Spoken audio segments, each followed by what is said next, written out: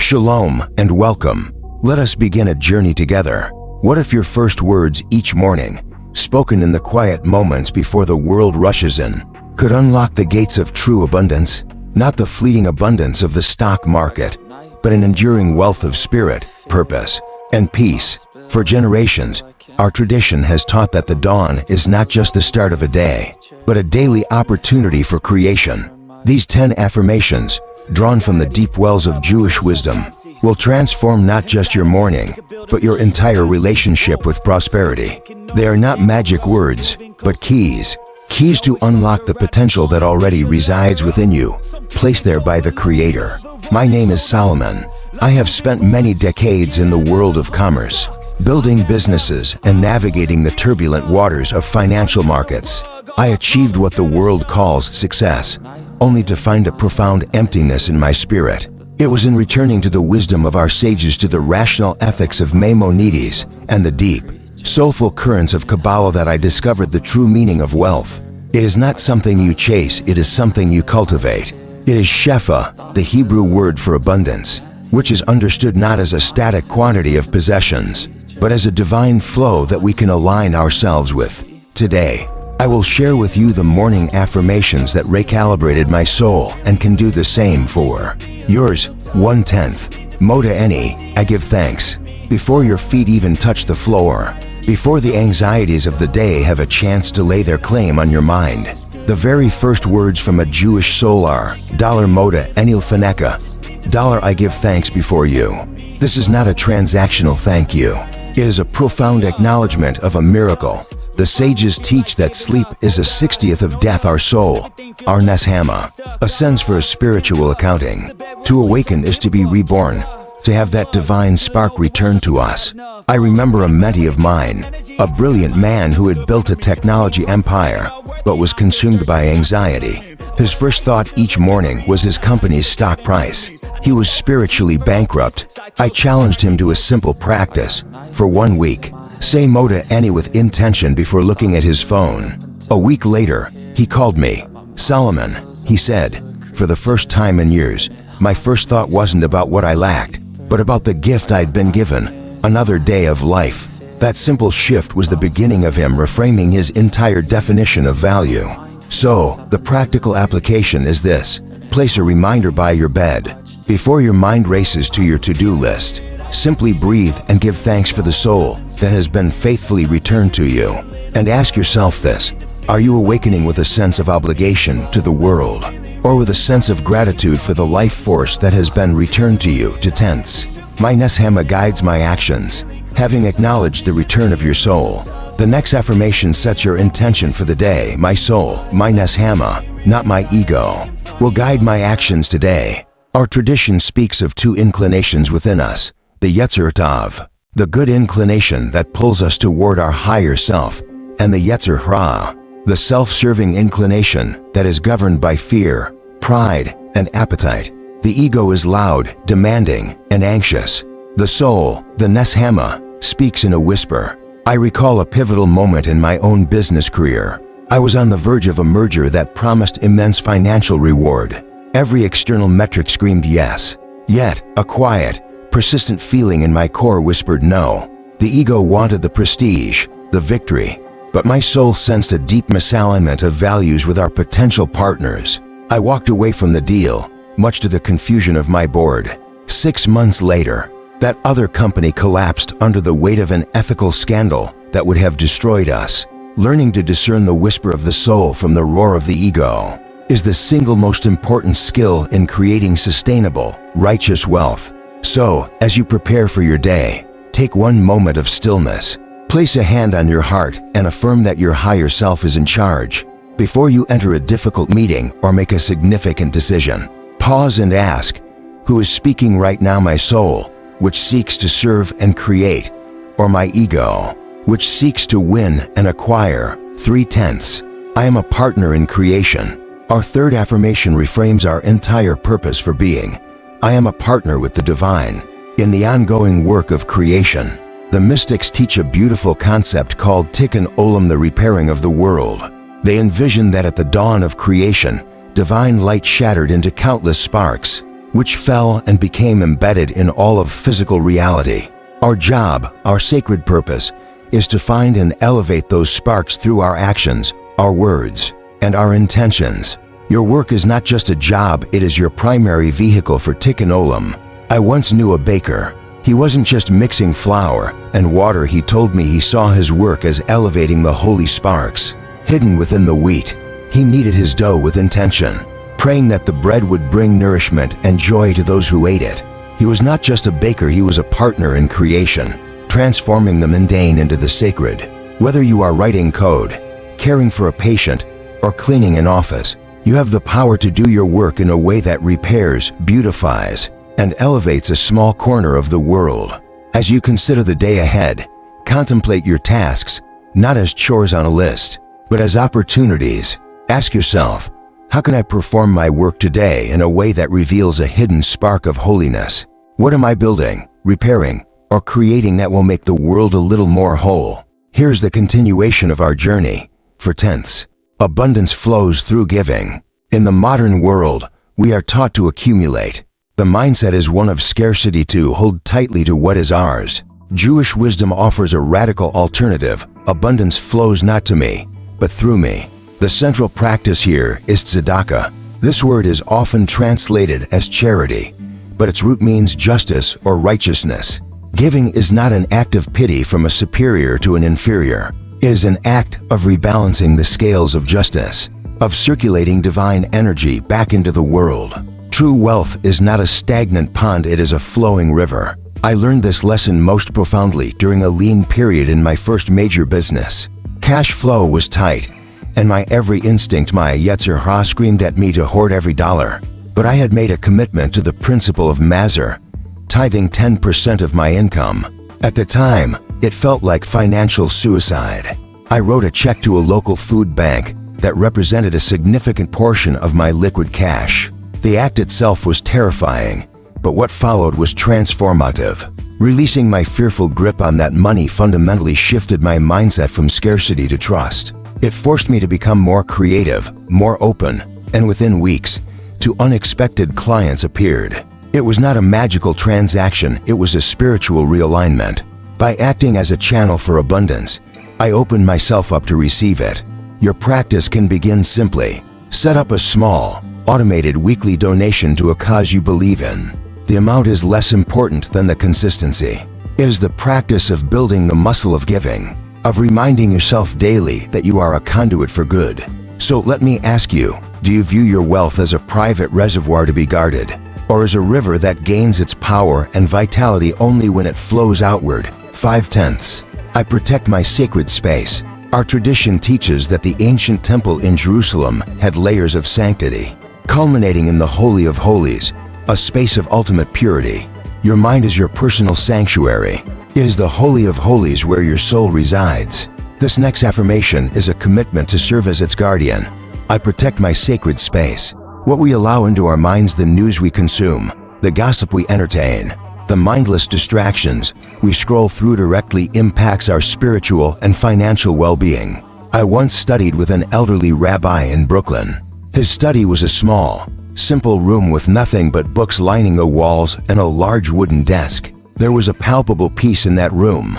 I commented on it, and he smiled. "This room is just an external reflection of my mind," he said. "I try not to allow anything unclean to enter there. Not anger, not envy, not useless information. It is where I meet my Creator, and I must keep it pure." He was teaching me a profound lesson about spiritual kashrut. We are so careful about what we put in our mouths, but what about what we allow into our minds and hearts? The most powerful way to practice this is to guard the gates of your morning. Before you flood your sacred space with the chaos of the world, emails, social media, news headlines, give the first moments to silence, to prayer, to sacred study. This act creates a protective barrier, a spiritual immune system that stays with you throughout the day. Ask yourself this: if your mind were a temple, what would you need to cleanse from it today to restore its peace and sanctity? 6/10. Every challenge contains hidden light. Life is a series of blessings and challenges. Our ego sees a challenge as a disaster, a punishment, a dead end. Our soul, guided by faith, understands a deeper truth. Every challenge contains a hidden spark of divine light. The Kabbalists call these sparks netzatzit.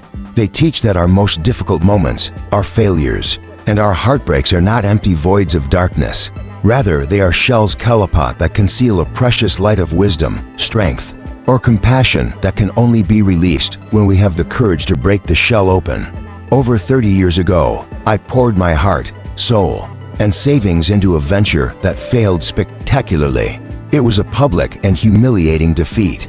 For months, I saw only darkness. I felt that God had abandoned me. But as I began the slow work of rebuilding, I realized the failure was a crucible. It burned away my arrogance. It taught me the difference between a calculated risk and a foolish gamble. And it gave me a profound empathy for others who struggle. The wisdom I gained from that darkness became the unshakable foundation for all my later successes. The light was there all along, but I had to break open the shell of my own ego to find it. When you face a setback today, resist the urge to despair. Instead, affirm that there is a purpose, a lesson, a hidden light within the struggle. Ask not, "Why is this happening to me?" but rather, "What is this trying to teach me?" Can you look back on the greatest challenge of your life and see, with the wisdom of hindsight, the precious spark of light that it contained? 7/10. I choose wisdom over worry. We live in an age of anxiety. We worry about our finances, our health, our future. Worry is a thief. It steals our peace and paralyzes our ability to act. This affirmation is an active choice, inspired by my namesake, Shlomo Hamlick. King Solomon, I choose wisdom over worry. When the divine offered King Solomon anything he desired, he did not ask for wealth, for power, or for long life. He asked for a lev shomi, a listening heart, a heart that could discern wisdom. He knew that with wisdom, all else would follow. Worry is cyclical. It feeds on itself and leads nowhere. Wisdom is linear. It analyzes a situation and illuminates a path forward. Many times, especially when markets are volatile, I have felt the cold grip of worry. The temptation is to react, to sell in a panic, to make decisions from a place of fear. The practice is to stop, to breathe, to step back from the noise of the moment and ask a wisdom-seeking question. Instead of "What if I lose everything?" I have trained myself to ask, "What is the wisest, most prudent action to take right now?" Based on timeless principles, not temporary panic. This is a choice you can make dozens of times a day. When you feel the familiar churn of anxiety, recognize it, and then consciously pivot. Take out a piece of paper, write the worry down. Then, next to it, write a wisdom-seeking question that can lead to action. In doing so, you are not just managing anxiety, you are actively cultivating wisdom. So, reflect on this. Where are you investing your most precious resource, your mental and emotional energy today? Is it on the fruitless treadmill of worry or on the sacred path of seeking wisdom? Here is the final part of your script, 8/10. My journey has divine purpose. It is easy to feel adrift in the modern world, to believe that our lives are simply a sequence of random events. This affirmation is an anchor in the storm. My journey has a divine purpose. This is the principle of Hashgacha Pradit, or individual divine providence. It is the profound and comforting belief that you are not forgotten, that your life is not an accident. The Creator is not a distant watchmaker. He is an intimate guide, and every step, every encounter, every seeming detour on your path is part of a sacred, personalized map. I would not be the man I am today, speaking with you, had it not been for a missed flight over 40 years ago.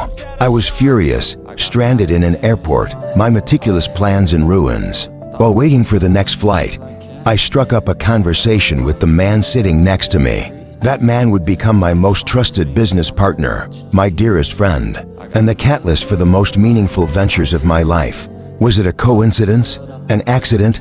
The ego sees it that way. The soul understands it was an appointment. Hashgacha Pradit.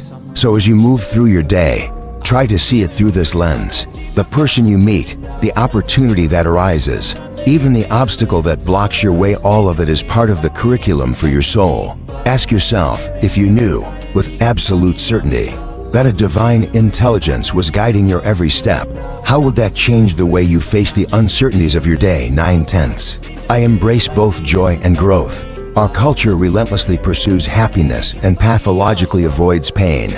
But a life of meaning is not a life devoid of challenge, it is a life that finds purpose in all experiences. This affirmation embraces the totality of the human condition. I embrace both joy and growth. In our tradition, we have rituals for the highest peaks of joy, like smashing a glass under the wedding canopy to remember the world's brokenness even in our bliss. And we have rituals for the deepest valleys of sorrow, like sitting Shiva, which forces us to confront grief directly. The goal is not to be happy all the time. The goal is to be present all the time, to serve the divine in every state of being. A great Hasidic master taught that we must bless God for the bad just as we bless Him for the good. This is not a call for masochism. It is the ultimate expression of faith, the belief that everything, the celebration and the challenge, comes from the same source and serves our ultimate growth. The joy helps us expand our hearts in gratitude. The struggle helps us build the muscles of resilience and compassion. Both are essential. Both are holy. Today, you will likely experience moments of ease and moments of difficulty. Practice sanctifying both. When you feel a surge of joy, pause and offer a silent blessing of thanks. When you feel the weight of a challenge, pause and ask, what virtue is this moment asking me to cultivate? Are you building a life that seeks only comfort? Or are you building a soul that is strong enough to find meaning in all of it? 10/10. I end stronger in spirit. Our final morning affirmation sets the goal for the entire day. I will end today stronger in spirit than I began. Imagine a spiritual investor. At the end of the day, a financial investor checks their portfolio to see if it has grown in value. A spiritual investor performs a Cheshbon Hanafish, an accounting of the soul. Did my portfolio of patience grow today? Did my assets of compassion increase?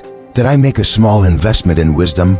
The goal is not perfection, but progress. It is the principle of spiritual compounding, small, daily acts of growth that create immense spiritual wealth over a lifetime. This isn't about adding more tasks to your day. It's about infusing your existing tasks with a higher intention. A difficult conversation becomes an opportunity to practice listening. A tedious task becomes a meditation on diligence. An act of kindness, no matter how small, becomes a deposit in your spiritual account. By setting this intention in the morning, you prime your mind to seek out these opportunities for growth throughout the day. You ensure that when your head hits the pillow at night, you have not just survived the day, but you have been elevated by it. So, as you prepare to step into the world, ask yourself this final question: what is one small thing I can do today that will ensure I go to sleep tonight a little wiser, a little kinder, a little more connected than I am right now? Music swells gently as Solomon looks directly at the camera, his tone shifting from teaching to practical guidance. Now, how do we weave this sacred practice into our lives? It need not be complicated. Find a quiet corner in your home, perhaps with a view of the morning light, and dedicate it as your space for this reflection. You might start by simply saying the Hebrew phrase to connect to its ancient power, Moda Ani, and then speaking the full affirmation in your own language to connect it to your heart. Write them down. Keep them by your bed. Personalize them. The goal is not to recite words by rote, but to allow them to shape the very lens through which you see your world. This practice, which can take less than 5 minutes, will build a foundation of spiritual resilience that will hold you steady through any storm the day may bring. The music becomes warmer, more inviting. The journey to true abundance begins with these small, intentional steps. It begins in the quiet of the morning, with the words we choose to speak to our own souls. Which of these affirmations resonates most deeply with your soul's journey right now? What is a morning practice that brings you closer to your higher self? Please share your wisdom with our community in the comments below. Your insight may be the spark that another soul needs today. If this exploration of timeless wisdom has served you, I invite you to subscribe so we may continue our journey together. And join me for our next video, where we will uncover the Kabbalistic secret of evening reflection, a powerful practice for transforming your day's experiences into lasting wisdom. May your day be one of purpose, peace, and true prosperity. Shalom.